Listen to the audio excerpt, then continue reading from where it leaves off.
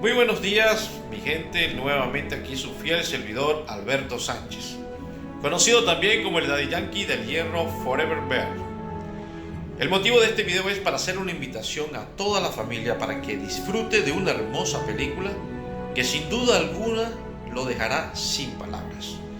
Se trata de la película Un amor inquebrantable, una historia basada en hechos reales, donde un joven de 14 años de edad cae en un lago de 7 metros de altura, quedando sumergido y envuelto en la muerte durante una hora.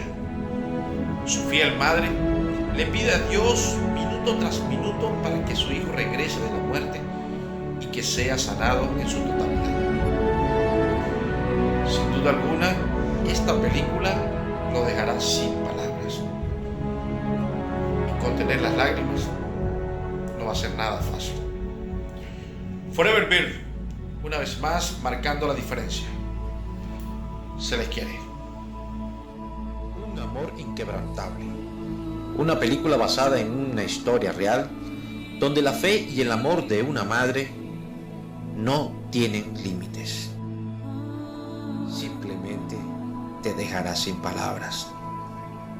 Forever Bear.